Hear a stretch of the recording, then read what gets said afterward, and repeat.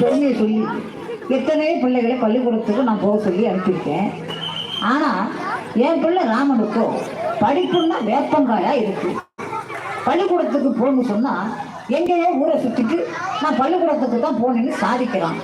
ஆனா கூட படிக்கிற பசங்க அவன் பள்ளிக்கூட வாசலே எட்டி பார்க்கறது இல்லை. என்ன செய்யறதுன்னு புரியல. இன்னைக்கு நானே அவனை இழுத்துக்கிட்டு போய் பள்ளிக்கூடத்துக்கு உட்கார வச்சுக்குவாங்க. அதுதான் சரி. ராமா ராமா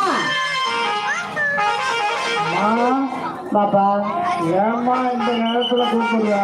இந்த நேரத்துல கூப்பிடுறா? இது எந்த நேரம்? எப்பதான் தூங்க அதுக்குள்ள ஏமா எழுப்புற? இருடா நெல்லுடா நெல்லுடா, திரும்பி தூங்க போயிடா. எழுந்தே இருடா. விடுந்து எவ்வளவு நேரம் ஆகுது?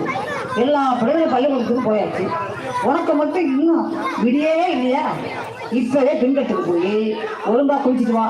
நான் பலகாரம் சுற்றி வச்சிருக்கேன், வந்து சாப்பிட்டு பள்ளிக்கூடத்துக்கு வா. ஐ ஐ பலகாரமா? ஏமா சுற்றி வச்சிருக்கியா? அப்படின்னா நான் இப்பவே போய் குளிச்சுட்டு வரேன். சீக்கிரம் வாப்பா, வந்து சாப்பிட்டுட்டு பள்ளிக்கூடத்துக்கு போகலாம். பள்ளிக்கூடத்துக்கா? என்னம்மா பள்ளிக்கூடத்துக்கு போதில்ல, எனக்கு பலகாரம் தான் வேண்டாம், படிப்பு வேண்டாம். அப்போ இதான் சாப்பிட முடியாது. அதுதான் நடக்காது.